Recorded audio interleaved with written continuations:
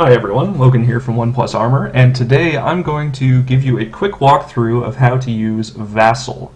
So Vassal is an online tabletop simulator with which you can play a variety of games like Kings of War, X-Wing Miniatures, or Warhammer 40,000. In this case, we're going to take a look at the Warhammer 40,000 module, as I've gotten lots of requests for how to use this since I've been streaming games on it. So what I'll do is I'll show you where to get the module, where to get Vassal, how to set it up, and how to use it. So the very first thing is going to be actually getting Vassal. So this is available from the Vassal Engine website. I'll have all of these links in the description below this YouTube video.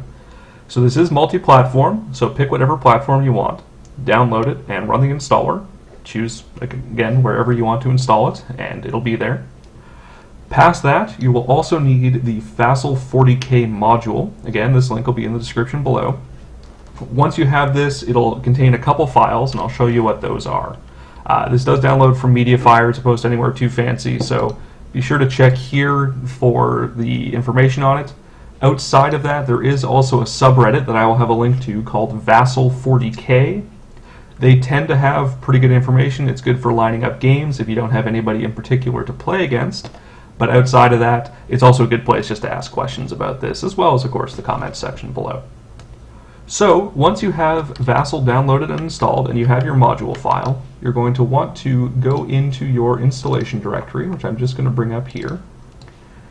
And you'll want to place your vmod file from that zip file that you'll have downloaded, so the Vassal 40k 7th.vmod file, as well as the other folder here, the Vassal 40k 7th ext. This actually contains all of the armies and textures and everything, so you're going to want to keep that around.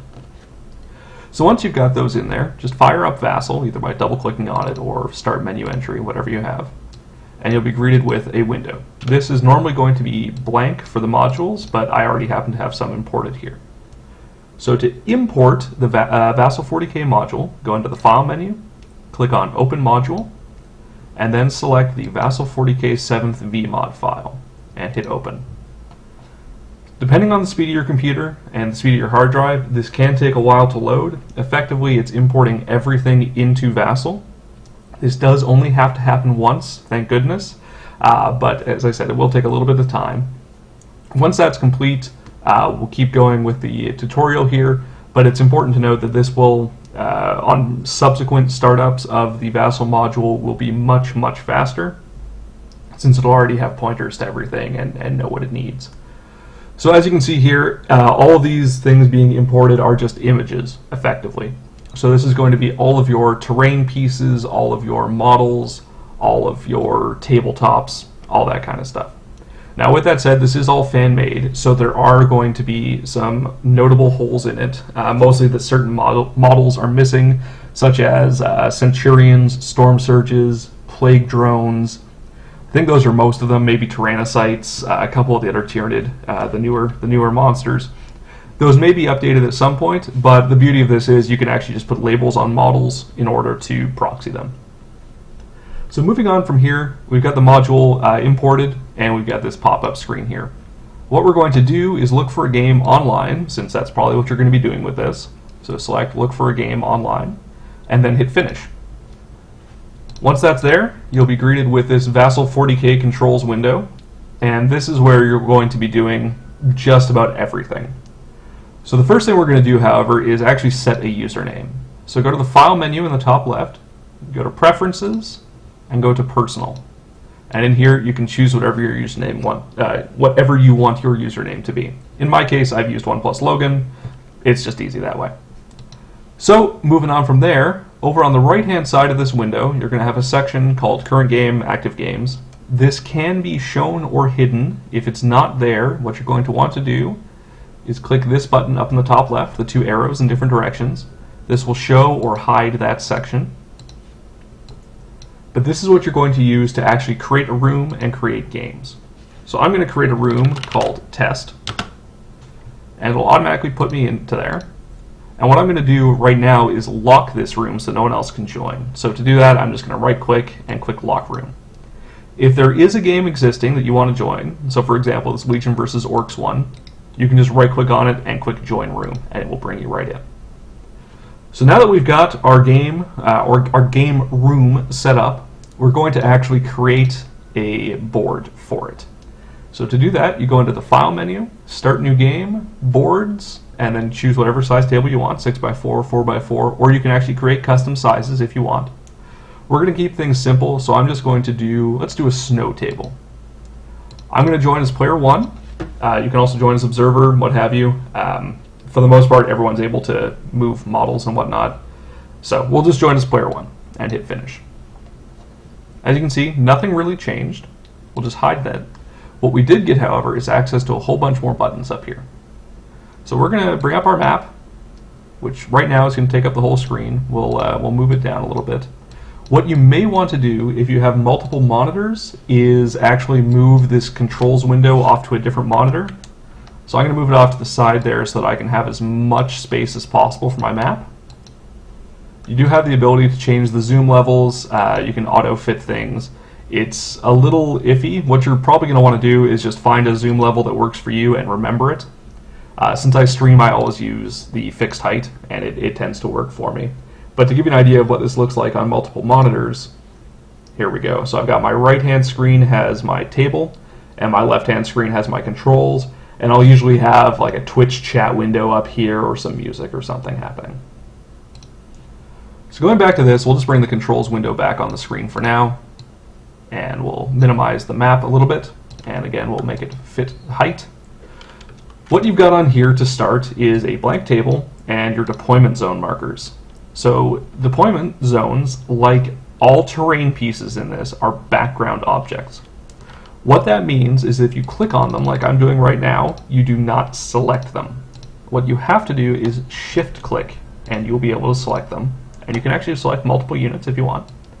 I'm just going to drag them off to the side for now, just to keep things simple. But you can see down here we also have some templates and markers and whatnot. These are selectable since you need them pretty often, but we also have an objective marker, which you'll notice is not being selected. It's also a background object since you can have units on top of it and whatnot. So again, you have to shift click in order to select it. So what we'll do now is actually create the table. So we'll put some terrain on it and then we'll go into making our army. So all of your terrain pieces, all of your army models and whatnot are all in the same place, and that's with this models button up at the top. So we'll click on that and we'll just expand it out a little bit here. I'm just going to go through demons because it's here. So let's say I want to pull in a greater demon. So I'll click on greater demons, and by default we've got a great unclean one here. But what if I want a Lord of Change? Well, I'm going to click on this drop down menu and I'll go to Lord of Change. And we'll pull him in. Just realized I got sidetracked. We're actually going to do terrain here, but we'll get back to this. It's all in the same place. So terrain, click on this top menu here, and you're going to go down to terrain. And in this, there are various subsections. We have objects, ruins, buildings, roads, what have you, including fortifications. So we've got our Aegis defense line, all the gun emplacements, sky shields, all that kind of stuff. So from here, you can just select the item and drag it out onto the table. So we'll go back to ruins, and we'll just randomly select a couple things here and pull them out onto the table. Maybe let's add some trees. So in these sections, you're going to have things that are just trees, for example, but there's also a variety of things. So we'll have like area terrain pieces, and then you can actually stack terrain pieces on top of them. So let's say I want, this tree here, I want these 3 trees down here, that kind of thing. You can stack them all together. And again, if you click on these, nothing happens. You have to shift click on them to actually do anything. A lot of these items, including models, can be interactable. So the sky shield, for example, if I want to open the shields, I shift click on it first, select it. Then I can right click on it, open the shields, close the shields.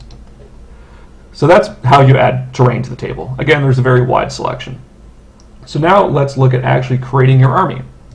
So I'm going to click on player 1 because I am player 1. That's the button up at the top here. And that's going to give me an area to pull my models into. Now, I already got my Lord of Change, so I'm just going to put him in here. And then we're going to go back to demons. So I've got my HQ. I want to add some troops now. Let's bring in some horrors. So I'm just going to click and drag. And from there, I can select this model and duplicate it just by hitting Control-C and then dragging the copy away.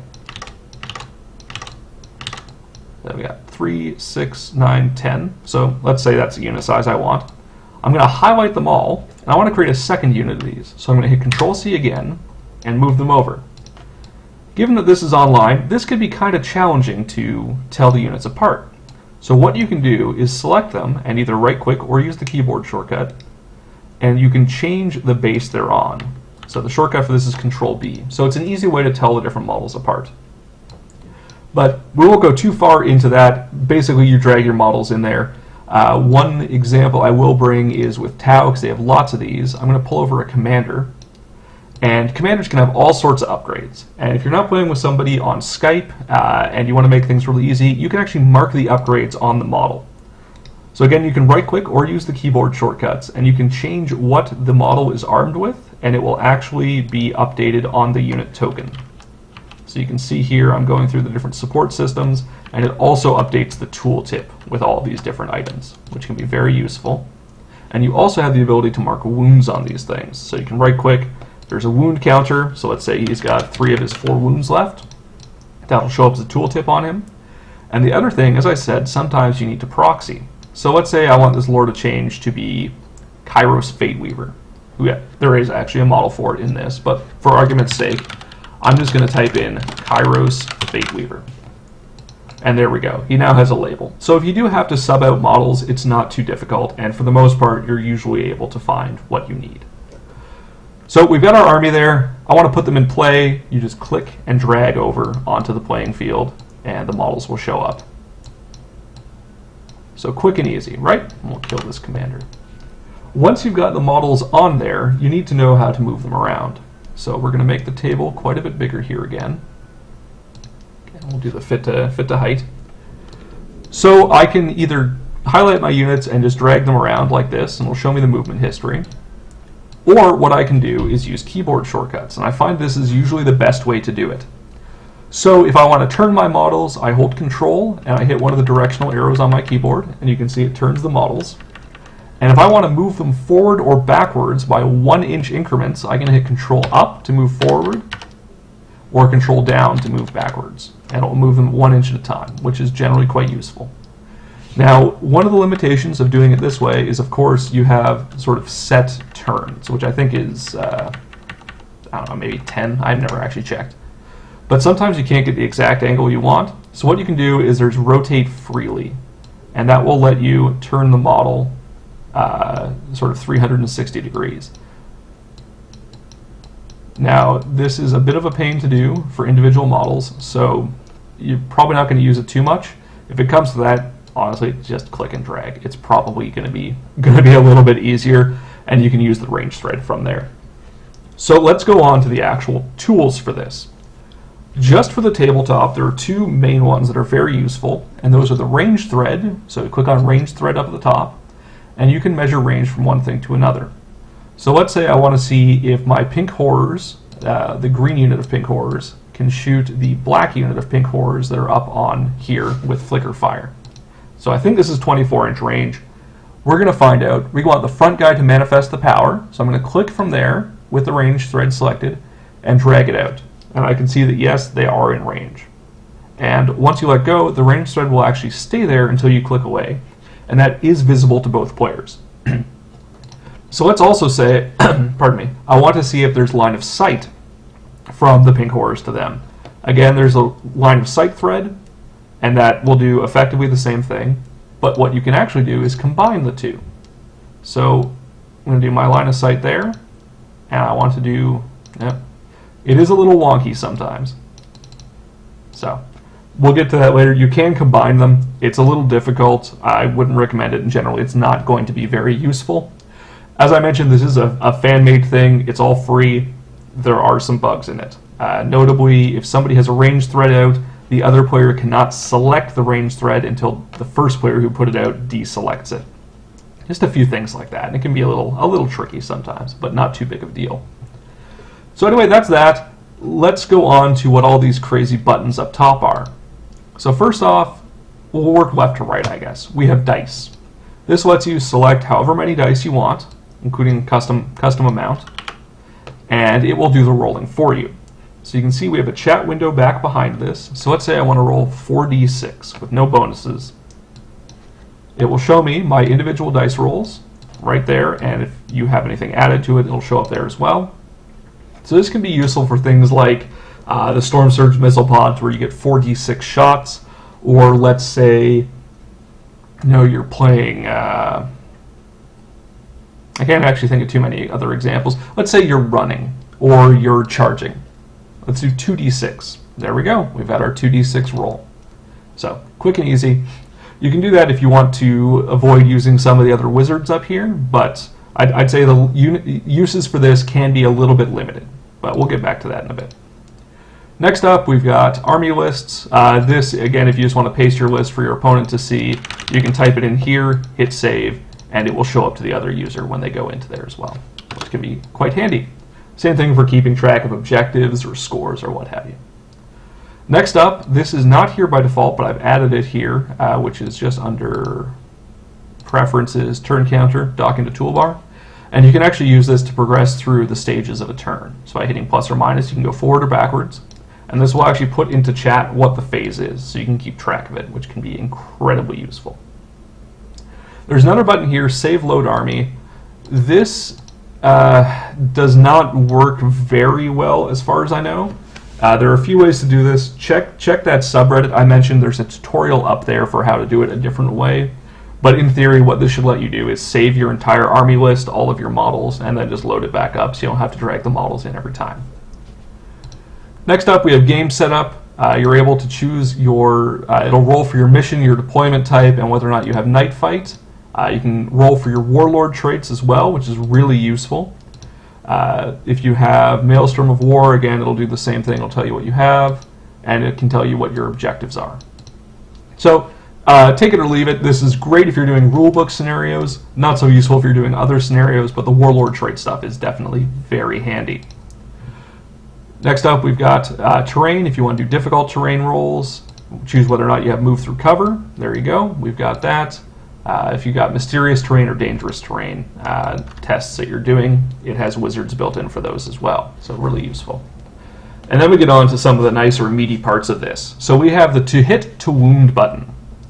What this lets you do is, whether it's close combat or ranged attacks, you select your number of attacks, what you need to hit, so basically your ballistic skill. There's even an option if your ballistic skill is 6 or higher to get that reroll. So let's say I'm hitting on 3s, I'm a Space Marine, I'm shooting 5 bolter shots. I do not have any of these, but I can choose, maybe I have Mastercrafted, maybe I'm using a Doctrine, maybe I'm Twin Linked, something like that, or maybe I have Tesla if I'm a Necron. Then I choose my to wound roll, let's say I'm shooting against other Space Marines, and for some reason I've got Rending.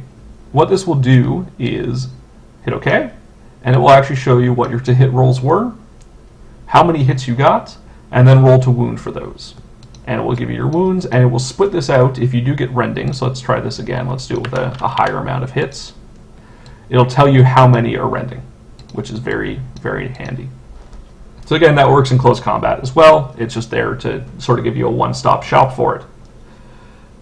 Following that, we have saves. Again, similar idea. Let's say we've got 5 armor saves to make with our power armor. It'll tell me how many wounds I took, what my rolls were, all that. Psychic phase, similar. Let's say I'm trying to cast invisibility. So I'm going to use it 6 dice to cast invisibility, which needs 2 warp charge to pass. And I need, I pass my warp charge on a 4-up, right? I don't have any other bonuses. And in the case I perils, it's going to give me a leadership 10 roll. So here you can see I passed on 3 dice and the power went off. We'll do this, I'll try to get a perils here, so we'll do it with 20 dice, just as an example. You can see it will automatically detect whether I've perils on double 6s. It will roll the perils result, tell me what it was, and if there's a leadership test, it will automatically roll that leadership test for me. So very handy. Similarly, there's a deny the witch thing. So let's say I want to roll 20 dice against my invisibility earlier that went off with 3. And let's say I deny on 6s, which is normal. There we go. It rolls the dice. It tells me how many warp charges dispelled it and whether or not the power was denied. Really handy. Moving on, we've got to hit penetrate. Very similar to the to hit/wound table. This would be used against vehicles or buildings, things along those lines, and there's all the options for Armor Bane, Tank Hunters, Ordnance, and what have you. There's also a wizard for vehicle damage if you want to see what the damage result was. So let's say I'm shooting a Melta against an open-topped vehicle, a drop pod or something. Hit that. It tells me my roll, what was added for the AP value, what was added for other modifiers, the final result, and what, if it explodes, how far it explodes. So again, all really handy stuff. It also has the building damage table, also useful. And then if you have any army-specific rolls, the only one in here is the Chaos Boons, but it will tell you what the actual result is. So save you having to do the lookup on the table every time. That is most of what we have there. A lot of it comes down to just getting used to, what you need to click on, what you need to shift-click on, and just moving stuff around, understanding it. One of the main drawbacks of playing on Vassal, apart from obviously missing models, is the fact that all of your terrain is effectively two-dimensional. So what you'll probably want to do is agree with your opponent, what the terrain is, how high things are relative to models, what blocks line of sight, what doesn't. And if you're using, various ruins models, for example, may look like they're multiple levels, so whether or not they actually are is something you're going to want to decide with your opponent. So this building is a good example here. So I'll just zoom in on that. If I can. Yeah. So again, is this a one-level ruin? Is it 2 levels? Is this the roof? What have you. So you'll want to decide that with your opponent when it comes time to start the game. Much like you would, playing normal tabletop 40k, but again, slightly less obvious, of course. The other thing to mention is obviously there are templates in this. You've got your flamer templates, so we'll zoom back in on this guy. Got our flamer template. This looks like it would be a bit tough to use, but let's put the end of it, let's say this guy's manifesting a power where you can use a flamer template. And we want to try to hit a unit. Let's say we want to try to hit this guy right here, right? So what you can do, click on your template, right click and pivot, and you can actually drag it around and it will show you what it'll look like, so you can choose how many guys you're going to hit, what angle you're at, and it'll move the template for you. So really handy. The other thing we've got is blast templates. So let's say I'm shooting a plasma cannon or an ordnance shot, right? You can actually right click on the scatter die, choose your blast radius, and say I have a 5-inch blast, and choose where you want to put it just by dragging the die. I'm going to try to put it right on top of this guy. And then you right click on it, roll it, it will determine your scatter direction, whether or not it's a hit, and also show you up top here in the chat window what the result was and how far you scattered. So in this case, let's say I'm scattering full distance, so 6 inches, so I'm just going to select the die and hit Control up 6 times. And there we go. I see what I've hit. So really useful stuff. I think that covers a majority of this. What I would recommend is if you have a friend who's used this before, sit down, try to get a game in with them to make things a little bit easier. But outside of that, take some time, fool around with it, maybe play a game against yourself just to see how everything works out, and give it a shot. As I said before, you can pick up some bad habits from this simply because it's not a fantastic representation of the tabletop game. But personally, I use it for testing out lists, playing against buddies of mine that are hundreds of miles or more away, where there's no way we could really play in person, or if there's just some neat stuff or missions you want to test out at a conceptual level. So really useful tool in my opinion. Though I do know a lot of hardcore players that swear it will make you a worse player, and I can see their perspective on it. But take that for what it's worth. If you do have any questions about this, please do leave them in the comments section below this video, and I will try to get back to you.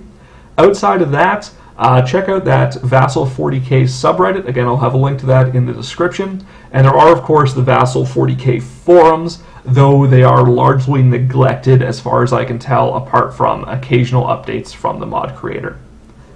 With that, thank you for watching. If you do like Warhammer, battle reports, any of this kind of stuff, please do subscribe to our YouTube channel. If you're interested in seeing games live, check out our Twitch TV page. That's twitch.tv/OnePlusArmor. We try to stream a live game every Wednesday night at 7 p.m. Eastern. We do also have sporadic streams otherwise. We have the Can Hammer podcast every second Tuesday. at 8 p.m. Eastern. And other than that, I occasionally stream Vassal games on there, usually with a couple hours, maybe a day's notice, or just general hobby stuff whenever I feel like it. So check that out. That's twitch.tv/1plusarmor. And if you decide you really love us and you want to support us and a hobby and the content production that we do, we'd really appreciate it if you would become one of our patrons. So be sure to check us out on patreon.com/1plusarmor. Again, there's a link below. And depending on what you support us with, we'll definitely give you shout-outs. We'll put you up on our website as a patron.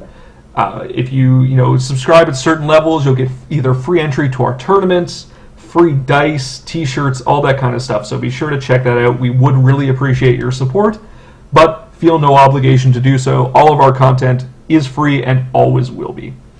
With that, again, thanks for watching. If you have any questions, leave it below, and have a good day.